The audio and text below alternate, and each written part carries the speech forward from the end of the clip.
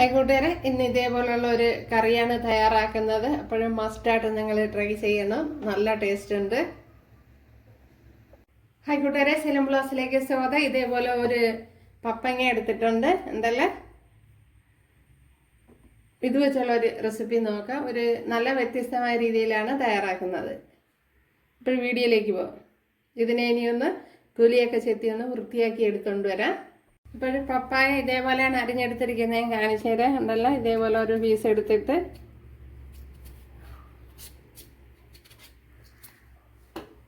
ഇതേപോലെ അരിഞ്ഞെടുക്കണം. ഉണ്ടല്ലേ,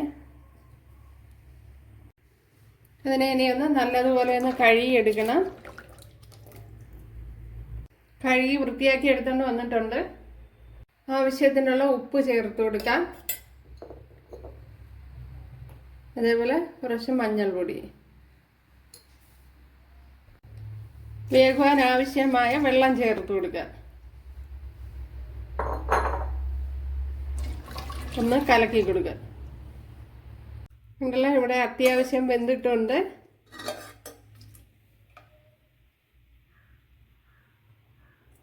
അപ്പോൾ വെന്തങ്ങ് കുഴഞ്ഞു പോകണ്ട.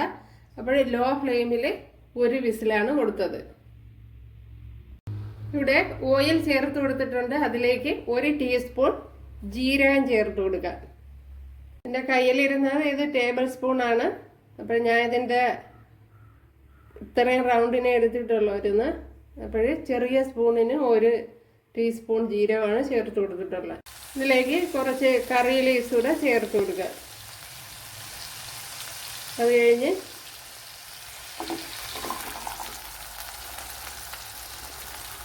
പതിനഞ്ച് കുഞ്ഞുള്ളി എടുത്തിട്ടുണ്ട്. ശകലം ഉലുവയും കൂടെ ചേർത്ത് കൊടുക്കുക. ഒരു 1/4 ടീസ്പൂൺ ഉലുവയാണ് ചേർത്ത് കൊടുത്തിട്ടുള്ളത്.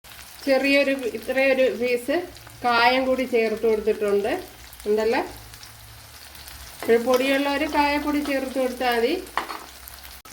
ഇവിടെ കുഞ്ഞുള്ളിയെല്ലാം നല്ലതുപോലെ വഴണ്ടിട്ടുണ്ട്. ഇതിലേക്ക് ഇനി ഒരു വലിയൊരു തക്കാളിപ്പഴം എടുത്തിട്ടുണ്ട്, അത് ചേർത്ത് കൊടുക്കുക. ഇതിലേക്ക് അപ്പോൾ തക്കാളിപ്പഴമൊക്കെ ഉടഞ്ഞു വന്നിട്ടുണ്ട്. ഇതിലേക്ക് 1 ടേബിൾ സ്പൂൺ, കുറച്ചുകൂടെ വേണം, ഒരു 1.5 ടേബിൾ സ്പൂൺ മല്ലിപ്പൊടി ചേർത്ത് കൊടുത്തിട്ടുണ്ട്. അതൊന്ന് ഇളക്കി കൊടുക്കുക.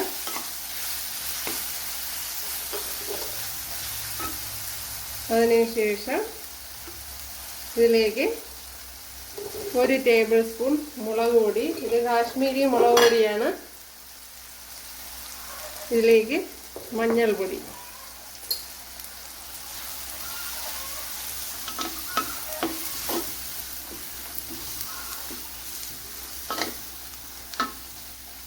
ഇനി ഇതിലേക്ക് ഇത്രയും തേങ്ങ എടുത്ത് വെച്ചിട്ടുണ്ട്, അത് ചേർത്ത് കൊടുക്കുക. ഒരു 1.5 പിടി തേങ്ങ വരും.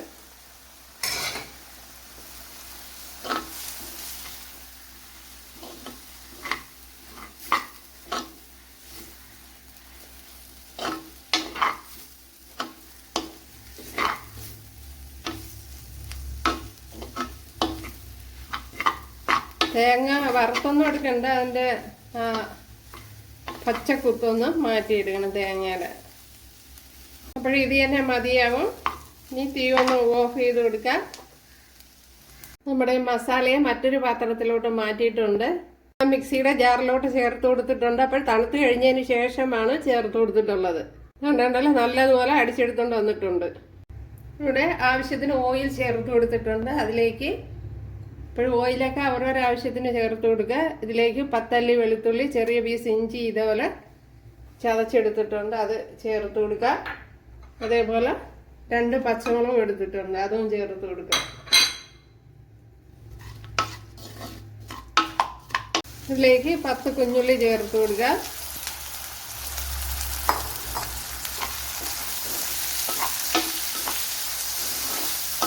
ഇതിലേക്ക് കുറച്ച് മഞ്ഞൾപ്പൊടി, അതേപോലെ തന്നെ കുറച്ച് മസാലയും കൂടെ നമ്മൾ ചേർത്ത് കൊടുക്കേണ്ടതായിട്ടുണ്ട്. 1 ടീസ്പൂൺ മല്ലിപ്പൊടി,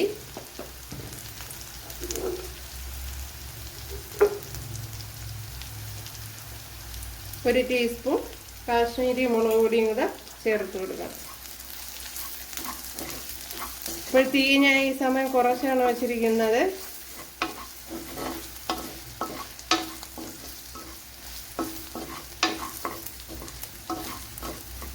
ഇനി ഇതിലേക്ക് നമ്മൾ അരച്ച് വെച്ചിരിക്കുന്ന മസാല ചേർത്ത് കൊടുക്കാം.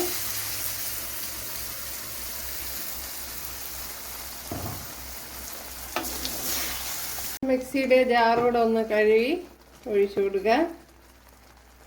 ഇനി മസാലയ്ക്ക് ആവശ്യമായ ഉപ്പുകൂടി ചേർത്ത് കൊടുക്കുക. ഇതിലേക്ക് ഇനി ഒരു നാരങ്ങയുടെ വലുപ്പത്തിലുള്ള പുളി എടുത്തിട്ടുണ്ട്, അത് ചേർത്ത് കൊടുക്കുക.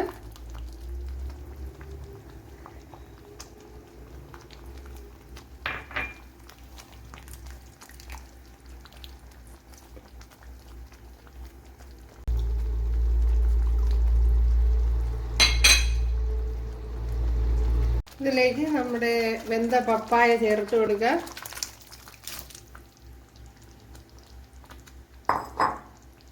അപ്പോൾ ഞാൻ ആ വെള്ളം എല്ലാം എടുത്തിട്ടില്ല, പപ്പായ വേവിച്ച് വെച്ചിരുന്ന വെള്ളം എല്ലാം എടുത്തിട്ടില്ല, കുറച്ചേ എടുത്തിട്ടുള്ള. കണ്ടല്ലോ, ഇത്രയും വെള്ളം ബാലൻസ് വെച്ചിട്ടുണ്ട്, അത് എടുത്തില്ല. അപ്പോൾ പിന്നെ കൂടുതൽ ചാറൊക്കെ ഇഷ്ടമുള്ളവർക്ക് കൂടുതൽ ചേർത്ത് കൊടുക്കുക. വെള്ളം ശ്രദ്ധിച്ച് ഒഴിക്കുക. കുറച്ച് ഉപ്പ് കുറവുണ്ട്, അതുകൊണ്ട് കുറച്ചുകൂടെ ഉപ്പ് ചേർത്ത് കൊടുക്കുക. കണ്ടല്ലേ, ഇവിടെ ഓയിലൊക്കെ നല്ലതുപോലെ തെളിഞ്ഞ് വന്നിട്ടുണ്ട്. അപ്പോൾ ഇത് തന്നെ മതിയാവും. ഒരു രക്ഷയല്ല, അടിപൊളി കറിയാണ്. ഒരു തവണയെങ്കിലും ചെയ്ത് നോക്കണം, അപ്പോഴേ അതിൻ്റെ ടേസ്റ്റ് അറിയാവുള്ളൂ. തീർച്ചയായിട്ടും നിങ്ങൾ ചെയ്യണം. അപ്പോൾ ഇത് ഒരു ടേബിൾ സ്പൂൺ ഓയിൽ ചേർത്ത് കൊടുത്തിട്ടുണ്ട്, അതേപോലെ കടുക് ചേർത്ത് കൊടുത്തിട്ടുണ്ട്. ഇതിലേക്ക് ശകലം കുഞ്ഞുള്ളി ചേർത്ത് കൊടുക്കുക. ഇതിലേക്ക് വറ്റൽമുളക് ചേർത്ത് കൊടുക്കുക. അതേപോലെ കറി ലീവ്സ്,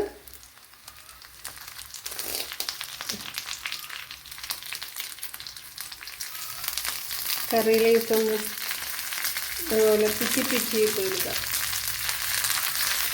നമ്മുടെ കറി ഇവിടെ റെഡി ആയിട്ടുണ്ട് എന്നല്ല. അപ്പോഴെല്ലാവരും ചെയ്യുന്നവർക്ക് ഇഷ്ടമായാലൊന്ന് സബ്സ്ക്രൈബ് ചെയ്ത് സപ്പോർട്ട് ചെയ്യുക, എനിക്കൊരു സപ്പോർട്ടാവും. അപ്പോൾ അടുത്തൊരു വീഡിയോ ആയിട്ട് കാണാമെന്ന് പറഞ്ഞുകൊണ്ട് എല്ലാവർക്കും താങ്ക്സ്.